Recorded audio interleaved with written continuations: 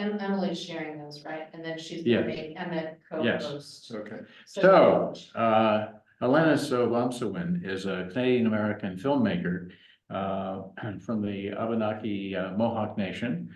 And her best known film, Kanasatake, 270 Years of Resistance, is about the Oka crisis over land seized for development belonging to the Oka Mohawk people. And ceded to them in 1760 by the Montreal Act of Capitulation.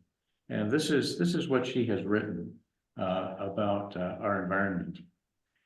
When the last tree is cut, the last fish is caught, and the last river is polluted, when to breathe the air is sickening, you will realize too late that wealth is not in bank accounts, but in the soil, in the air, and the water. So Brian Thornton and Emmett Hopkins are here today to about how we can reorient our economy and various social structures so as to save this planet. The soil and the air and the water. And Brian is a mechanical engineer, and his career, at least recently, has been for a few decades, I guess, has been focused on building energy efficiency and LEED buildings, solar and building energy codes. Personally, he volunteers with Citizens Climate Lobby. In 2021, he joined the Nevada Partners for Sustainable Nevada, which is sponsored by the Nevada Division of Environmental Protection. He's an inveterate outdoorsman, enamored of places of natural wonder.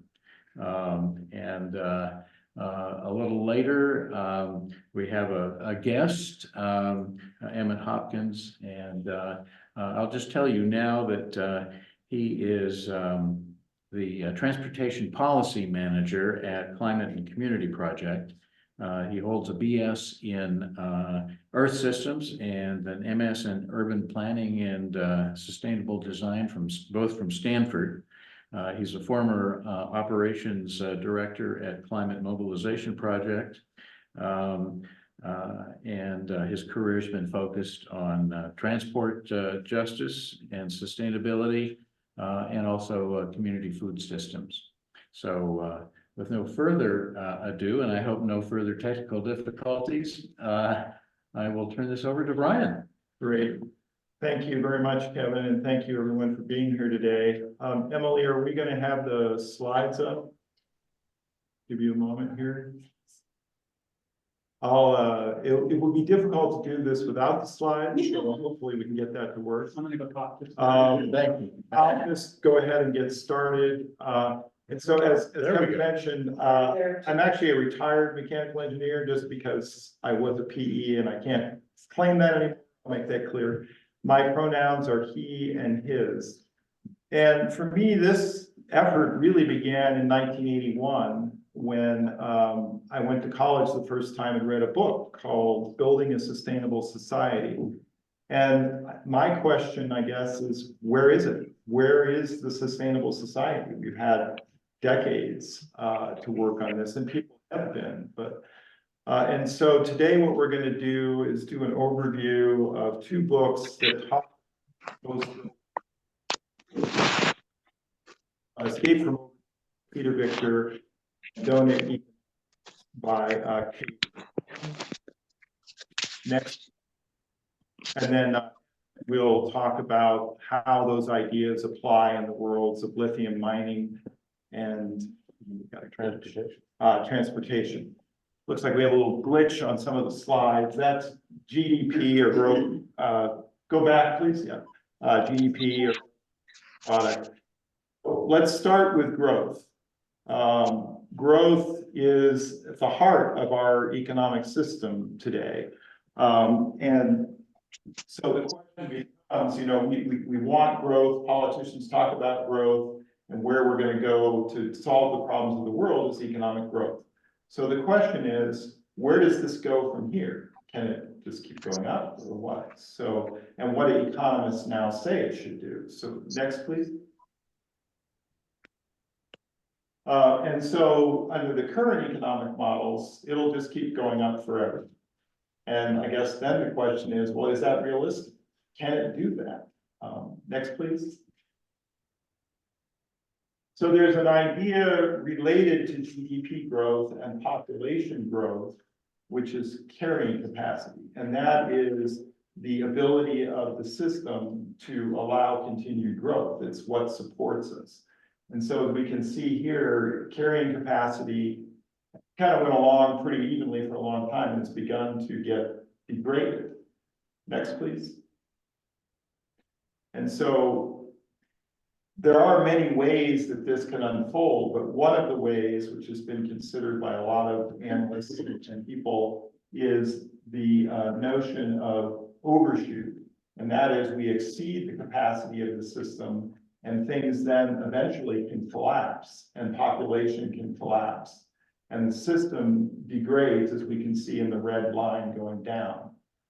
Another possibility, and this is what a lot of these newer economists and thinkers are saying, is we need to manage this process so that we don't have a collapse, but rather have more of a managed landing. And so there might continue to be some growth, and growth may go up and down once it settles.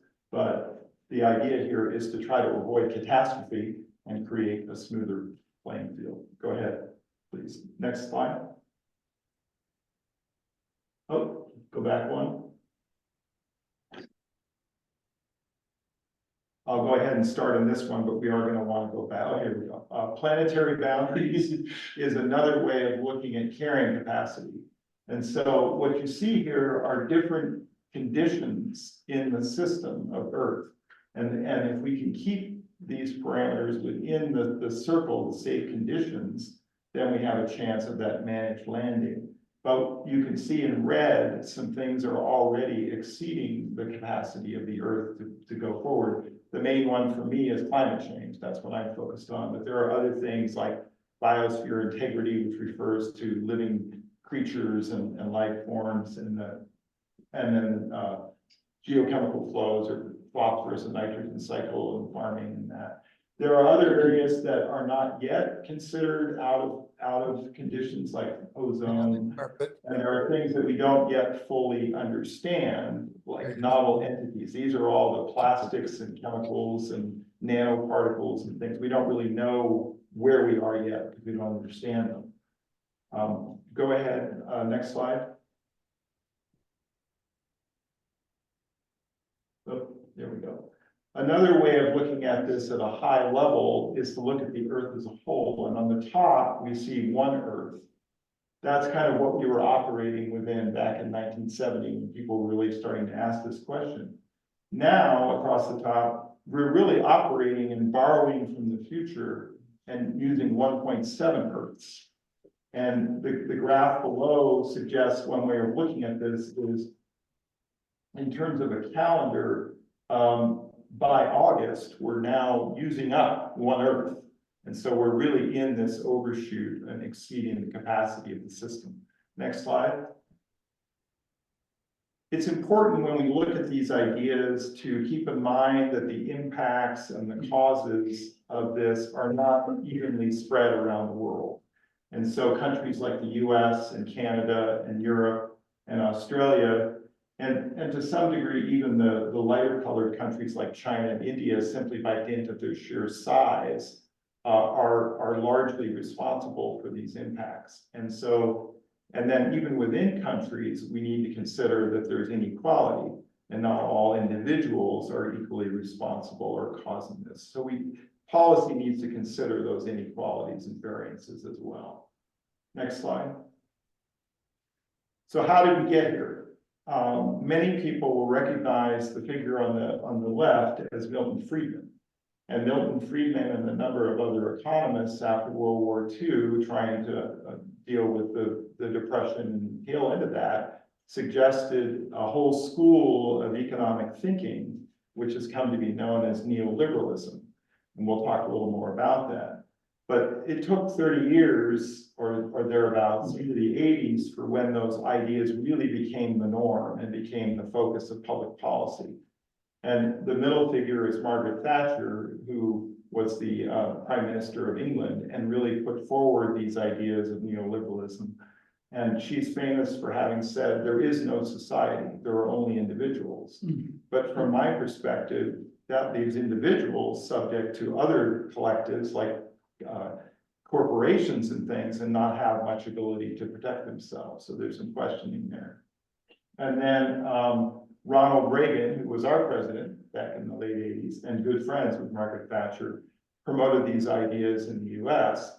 And one of the most famous things for him was he basically said, government, we should be afraid of government. That government is a bad actor and incompetent.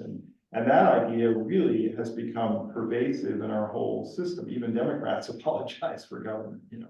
So not to get partisan, but in any case, that focus that government is not helpful is an important one to be questioned in the modern world. Go ahead, next slide. So what is that neoliberalism economy? The one way of representing it is the diagram on the left, which is called the circular flow diagram. And it focuses on certain things. And the question as we talk about this is what doesn't it include? And we'll talk about that. But it focuses on the market as an efficient mechanism, which it is, but gives it basically the control of the whole system. Business, which is innovative, and so we give it the ability to lead. And finance, there's almost a faith in finance and financial system and the idea that markets have perfect information and that they'll always result in equilibrium conditions. And that is the focus of this type of economics is equilibrium, law of supply and demand, and markets clearing. And then trade, which free trade is the big part of this, although we are seeing that question in the modern world. And then again, the state is considered incompetent, so we try to de-emphasize it. And the goal of this system is basically unlimited growth. I mean, the idea is we have to keep growing the economy in order to provide for, I mean, it's intended in a good way to make everyone happy and all that, but there's questions about whether that can keep going in that way. So go ahead, next slide. And so even while those ideas were coming into the forefront, people were questioning them. And there's a famous study that was published as The Limits to Growth back in 1972, which did dynamic system modeling. And that's where they really demonstrated that the way we were going and the way things were headed, we were headed for overshoot and collapse. And so that idea has continued to be developed and spread, and there are sequels to that study and things. Another early economist who was looking at this was Herman Daly. And Herman Daly is known for the steady state economy, which is a whole series of economic analysis and thinking that suggests we could have a steady state economy. We don't have to have growth in order for it to function. And then more recently, Domain Economics talks about how students within the economics education system are rebelling. They're saying, no, this is too narrow, too focused on obscure math instead of the problems of the world like climate change. And so they captured the sign at an Economics Association conference in 2015 in Boston and put this up, is economic growth killing the planet?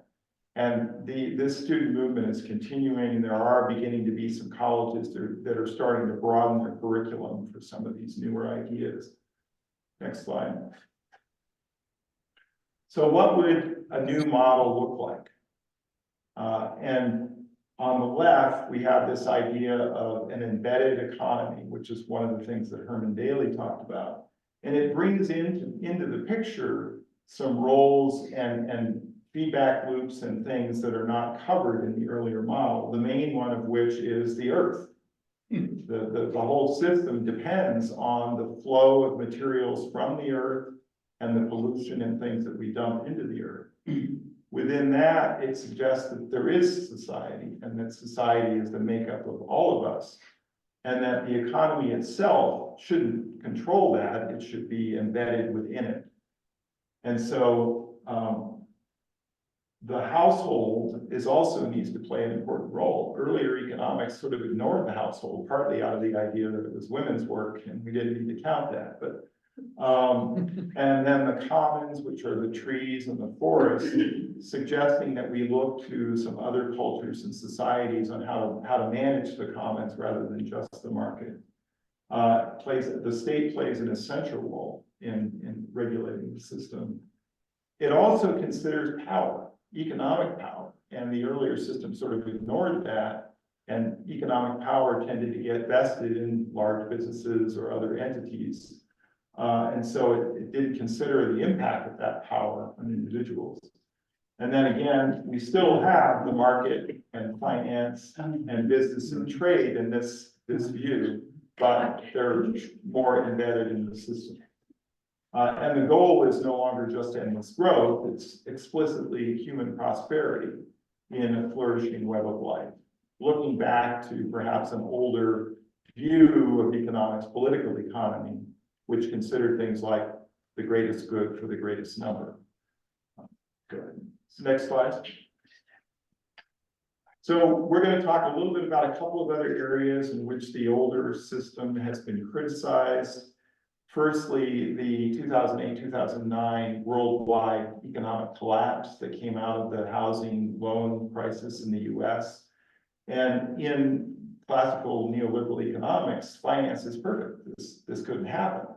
And so there's an older economist named Minsky who analyzed how capitalism and markets work and suggested that they're inherently cyclical, that this idea of collapses is inherent in the system.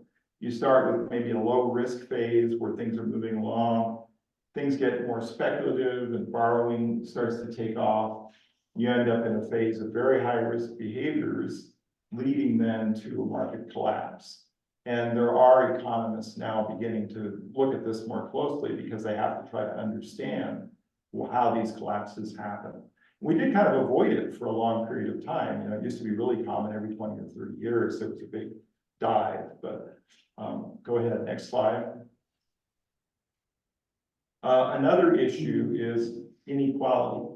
And so on the left, we have something called the Kuznets curve. And this was a theoretical construct based on pretty limited evidence we're now finding that in order to get to prosperity, we need to go through a period of increasing inequality while capital is accumulating. And then eventually it'll fix itself and we'll get back to a more equal economic system and at a higher level of income per capita. Well, the data, at least in many of the developed economies, suggests that we're not getting there. Inequality is not only not getting better, it's getting worse.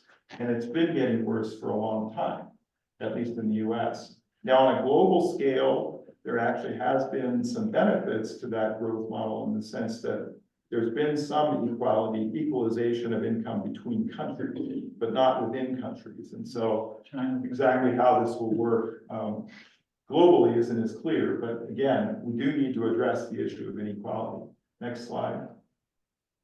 And so there's a tie-in between growth and economic inequality and happiness or satisfaction.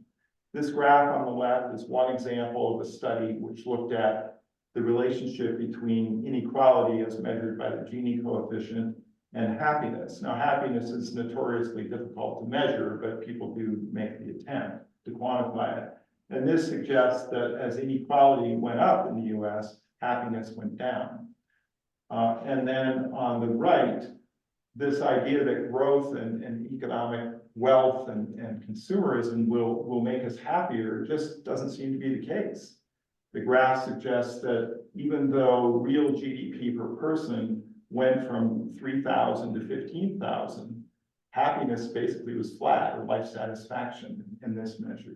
Is that one also US? That one is US, yeah, and these books, there's a list of resources at the back that have other graphs for other countries, and so it's not just the US. Next slide.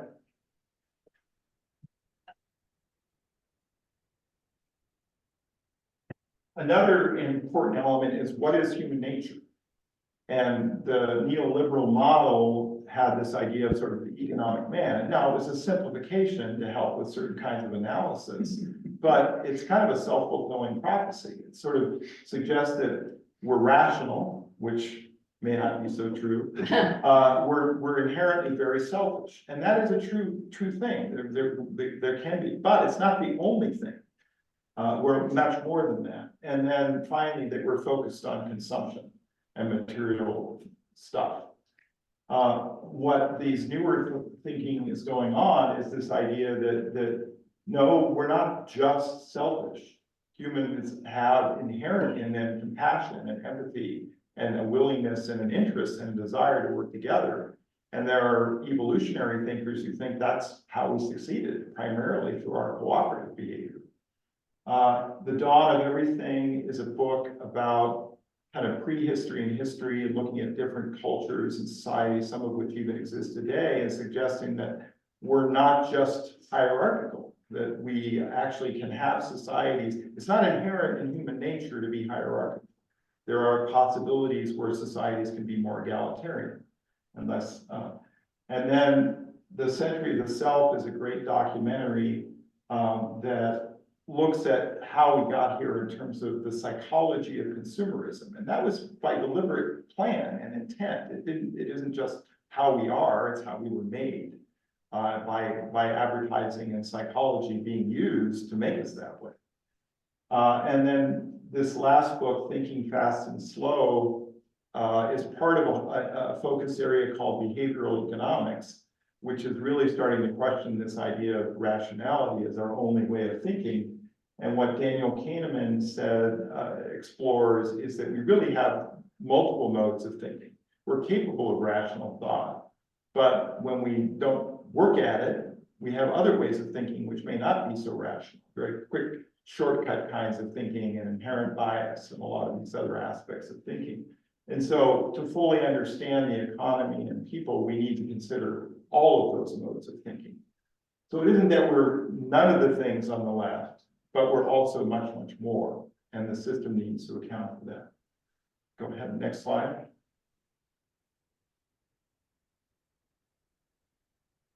So where does all this take us? Well, a lot of these newer economic thinking people, as we said, the goal is a well-being economy. And so they emphasize that we need an economy that can meet everyone's basic needs and emotional needs. We have enough water, energy, food, health, education, income and work, peace and justice, political voice, social equity, gender equality, housing and networks. Now, it sounds a bit utopian, but if those are the goals, you can make progress towards that. And so that's where they're headed. Next slide. So in donut economics, people wondering where the donut came from, there's this idea that Kate Raworth put forward, taking that sense of planetary boundaries on the outside and saying, okay, we need to understand where we are and try to keep within those boundaries and avoid overshoot. You can see on the outside some of the same things, climate change, ozone, ocean acidification, et cetera. And on the inside, we need to try to meet those minimum needs through things like water, food, voice, social equity, and stay outside of that area of shortfall for people, and then try to make an economy and build an economy which can fit within the donut, the safe and just space for humanity, and form an economy which is not as destructive of the environment, but is regenerative, and one which is distributive enough so that everyone can at least have enough to get by. Next slide. So the subtitle of donut economics is 7 ways to think like a 21st century economist. And so again, we changed the goal from GDP growth to the donut, see the big picture and an embedded economy within that overall system. Nurture human nature, recognizing that we're more than just selfishness and et cetera. Focus on dynamic analysis, looking at how feedbacks and loops taking from the systems theory thinking, not just these narrow equilibrium points. Designed to distribute, again, a distributive economy and a regenerative system that doesn't just take from the environment and pollute. And then the growth may still happen. There's going to be periods of innovation, and we need innovation to help solve some of these problems. But that's not the focus. And so we can allow growth to flow through the system more differently. I can't get into all the nuts and bolts of everybody's ideas on how this would work, but there are some good sources out there. The Donut Project has the Donut Economics Action Lab. And there's another book called Good Economics for Hard Times, which has a lot of specific policy recommendations. And I've got for those in the room, I've got a list of the references in the back. And for those online, Emily will put that list at the end of the presentation in the chat. So let's, next slide. So what is happening is, while the old system is still here, there is a lot of people thinking and writing and working towards this new system.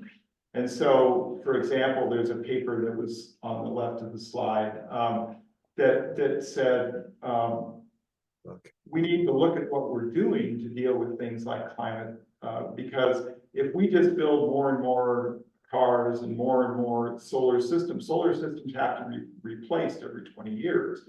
And that means a whole new round of extraction of stuff from the environment and pollution. And so we need to consider, are there alternatives to that growth model that would reduce the need for all those materials? And that's what Emmett's going to talk about next in terms of, she's copying the references now, but that's okay. I'm almost done with my part. And what Emmett will talk about is applying some of these ideas to lithium mining and electrification of transportation. And so with that, I think I will turn it over to Emmett. Thank you.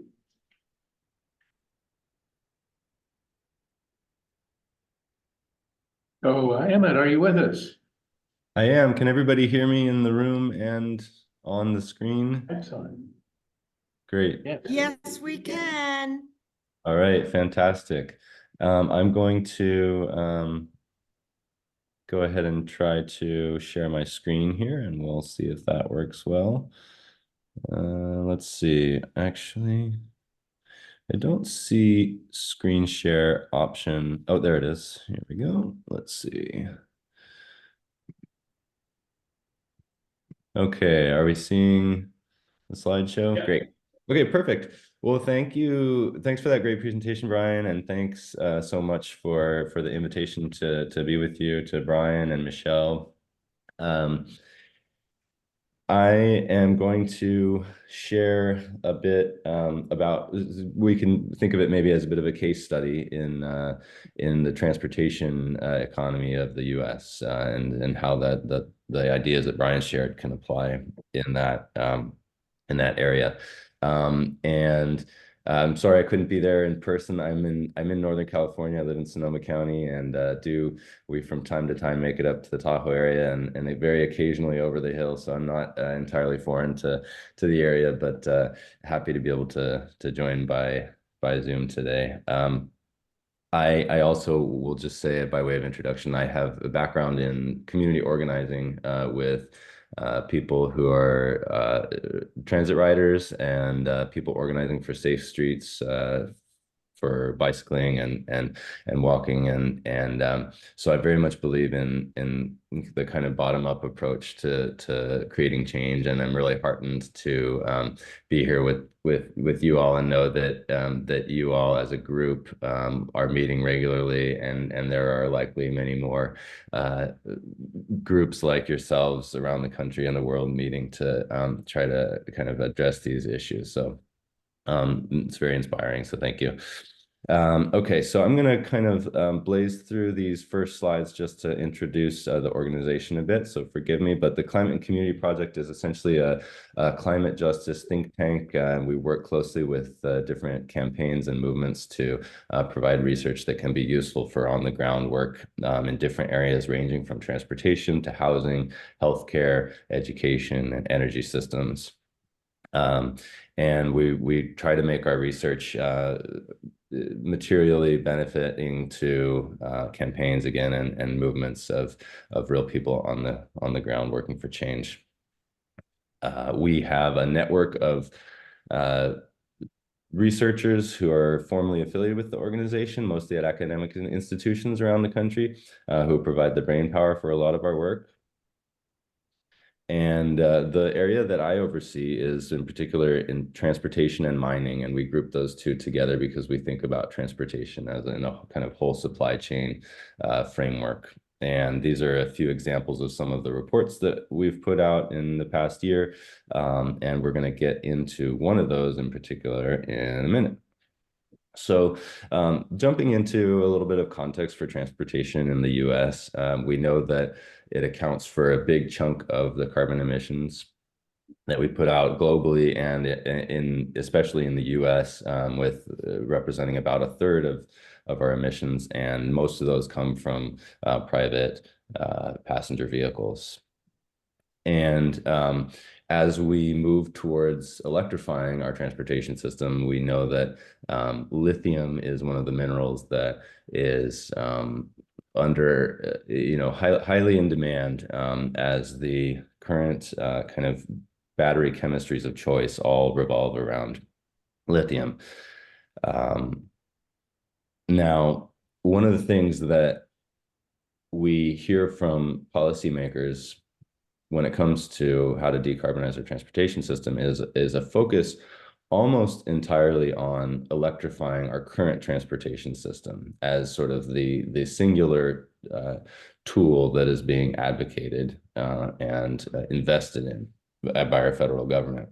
We just need to take our entire transportation system, put batteries in everything, and then we'll be set, is kind of the message we're hearing. And so there are some problems with that. I'll mention a few of them now. One is that just to be able to supply all of the electricity needed for powering our entire country's fleet of vehicles once everything is electrified, the experts have some serious doubts about whether the electrical grid can handle that and whether the amount of renewable energy is going to be able to ramp up in time. And then also there is going to be a huge need for minerals to produce all of the batteries needed to electrify the entire system.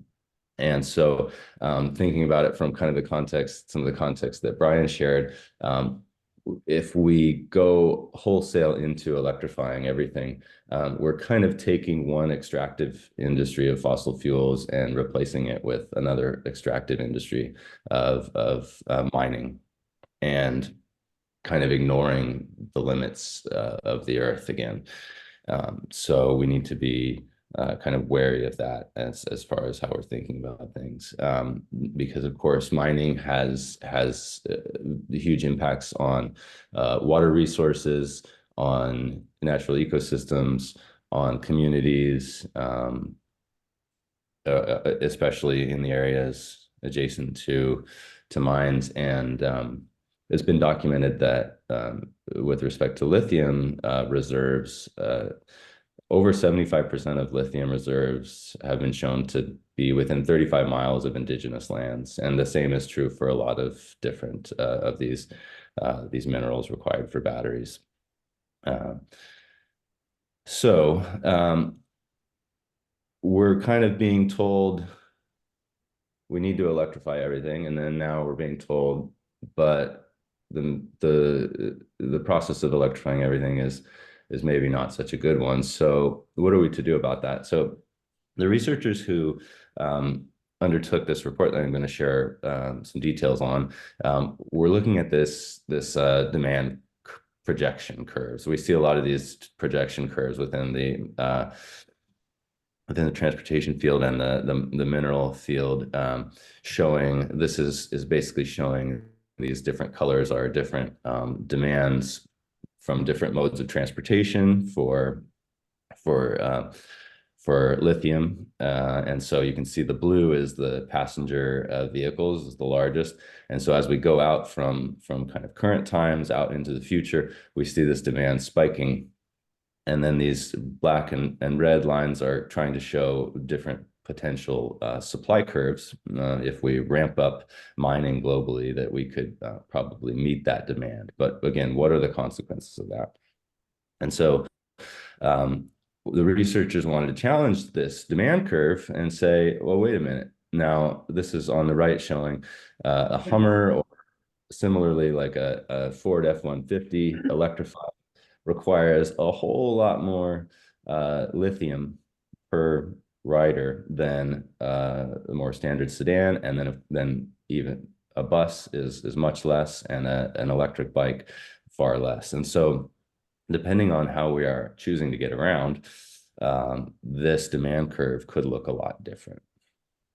Okay, and so the study wanted to ask the question of what are the different kind of levers within our transportation policy system that we could pull to try to influence the amount of minerals needed. And so this is just kind of a broad look at kind of a transportation supply chain. We've got the mining and extraction of raw materials to produce vehicles as well as batteries. And so this area of vehicle and battery design and production is one intervention point that we could look at. We also have the potential to look at the more circular economy, look at battery recycling, battery reuse, and battery repurposing, and how would that influence the amount of minerals we need to pull from the ground.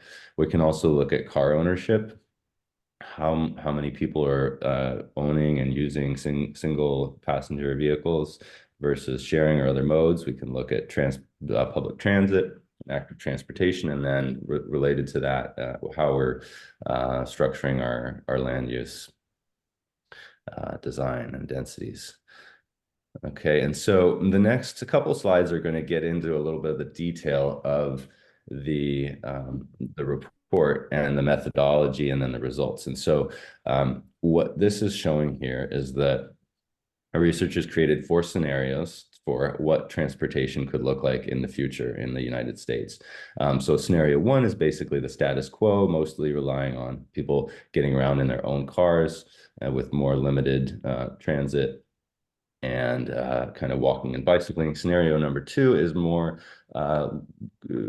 akin to the transit and biking that we see in European economies with the similar densities to the United States. And then scenario 3 and 4 get progressively more kind of aggressive about promoting public transit and policies that make it easier to live without a car. Okay, and this is again showing some of these different levers that the researchers looked at. So what we just talked about with the 4 scenarios is this top bar here, 4 transportation scenarios. They also looked at what would the average battery size be in the future in our vehicles. The medium sized here, that's kind of in the middle, is basically the battery size that we have today, like around 70 kilowatt hours. And the small size, it would be kind of if we went back towards the earlier generation electric vehicles that have smaller batteries, and it's potential that these smaller batteries could still have longer ranges in the future with technological advances, but also as we build out a really strong charging infrastructure, we could support perhaps smaller batteries. And then they looked at also what would be a future where we really continued the current trend to supersize our batteries into what like the current Hummer and Ford F-150 batteries look like, and what would that mean for lithium demand. They also looked at the electric vehicle warranties, and I'm not going to talk about that much because they did not find that it would have much impact on lithium demand. And then finally, they looked at recycling and whether we build out a recycling system to recover lithium rather than just send it into the waste stream. And currently, battery recycling, most battery recycling that deals with lithium ion batteries actually only recovers the other more valuable minerals and not the lithium that's within those batteries. But we could change that. Okay, so those are the different things that they looked at. And now we'll look at the results real quick and kind of how that relates to policy. So we can start by looking at this tall bar on the left-hand side. So that is kind of the worst case scenario. We keep supersizing our batteries. We keep relying on mostly individual cars to get around. And so we're pushing 500,000 metric tons of lithium demand by 2050. And if you look at the small bar on the far right side, this is sort of the best case scenario. We are able to shrink our battery sizes a bit. We are able to invest in public transit and reduce car ownership, and we have a very strong battery recycling system. And so you can see that from the worst case to the best case scenario, based on these policy decisions, we could reduce lithium demand by 92%, which is an enormous amount. The status quo of if we kind of do nothing, we keep the medium battery sizes that we have today, keep driving our own cars, we don't recycle a lot, is this black bar here. And so from that to just investing more in public transit and giving people opportunities to live without cars, we could reduce by 67%. And I want to also just point out that this red line here that goes across the chart is the current, well, to 2021 lithium production globally.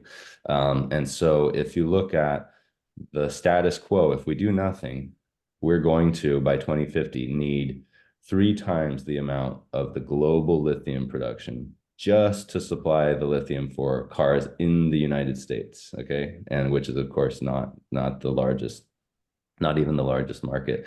And so it gives you a sense of the scale of the issue that we're dealing with.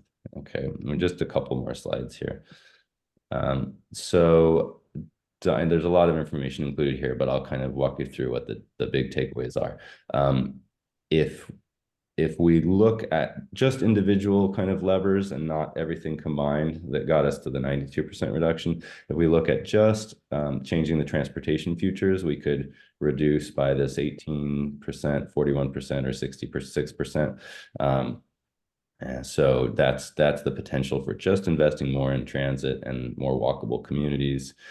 If we look at just changing the battery sizes of shrinking from a medium to a small battery, we could reduce by almost 1/3. And conversely, the potential downside to increasing, following this trend to supersized batteries, would be an increase of almost 2/3 of lithium demand. And then finally, recycling can play a big role too. This chart on the right is showing the demand under all these different scenarios is in the blue, and then the green is the recycling potential under each scenario. And you can see that in a lot of cases, it can take away or account for a lot of the demand.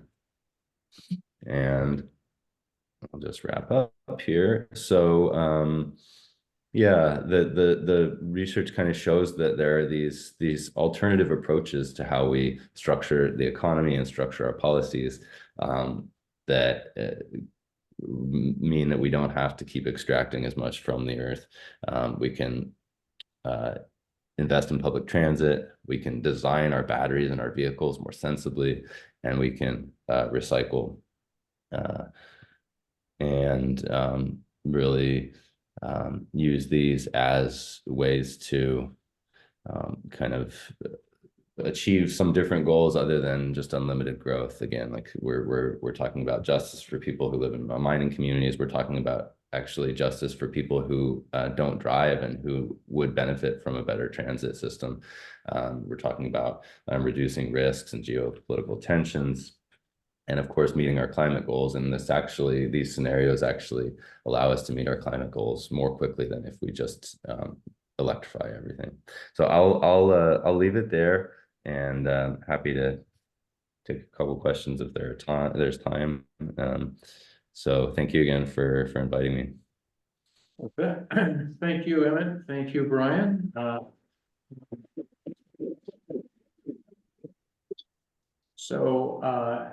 Emily, are there questions in the chat that you can broadcast for us? Can I? insert Not one? yet. I'm waiting. Okay. I just Right. wanted to say, great talk, Emmett. Thank you so much for being here. There is a company, Redwood Materials, and I've been in touch with one of their representatives, and they apparently are beginning the process of recycling the lithium as well, actually getting all the way to lithium oxides again. So that's good news. Okay. Excellent. There is a question. What is the likelihood of hydrogen powering vehicles in the future? Emmett, I think that one's for you. Yeah, and I unfortunately, this is not an area that I am well versed in yet, and so I don't have a great answer, unfortunately. I think that the one thing I'll say is that on the time scales that we have to deal with our emissions and reduce our emissions, that our best bet is going to be kind of using known technologies that we can put into place today. And the simplest of those are making our communities walkable and bikeable, and actually getting more transit on the road, getting the buses that come at a very great frequency, that are comfortable and convenient, is actually the fastest way that we can reduce emissions. So I wouldn't want to rely on hydrogen technology advances. Another question is about the lithium production around the Salton Sea. Yeah, so there's some sort of early stage lithium extraction in the Salton Sea area that's using different different technologies to extract from water sources that are being used also for geothermal. It's kind of co-producing lithium with geothermal energy production, and those have potential to kind of reduce some impacts, but they of course don't come without impacts. And so, yeah, that's one of the examples of many. And I would say Nevada is kind of the lithium central for where the new mining is being looked at. And so there's potentially a lot of impacts throughout the West.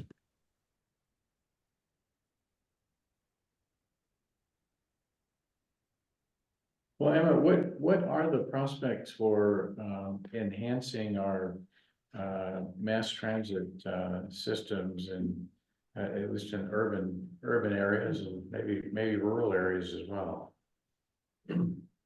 Yeah, you know, there is a network of groups around the country working on doing this. There's currently a bill in the U.S. Congress that would increase federal funding available to urban areas for well, to all areas that currently operate transit, and that would increase their funding by close to 50%, and make a huge difference. So that's something that you might consider kind of looking into and asking your representatives to support. There's also opportunities. There's a lot of examples in more rural areas of kind of public rideshare opportunities where there are drivers that will take people where they need to go. And that's an interesting one because it doesn't necessarily reduce emissions, but it can reduce the mineral demand for batteries, because if we all share vehicles to get where we need to go, we need a heck of a lot less resources to build those vehicles and those batteries.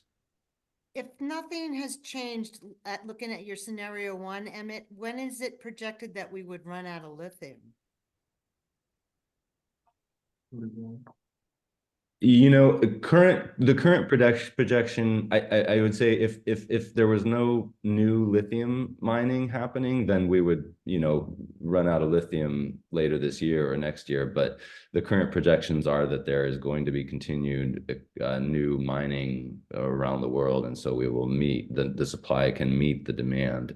But again, that's where there's sort of these external impacts from all that mining that is sort of being ignored in the equation. And I have one more question from the chat. Someone said the GDP seems easy to measure. How do you measure a donut? I don't know if that's a joke or what. So there are measures that are being worked on and already exist in terms of this idea of the outside of the donut, the planetary boundaries. And on that last slide that I put up, there's a Scientific American article about scientists actively working to measure those kinds of things.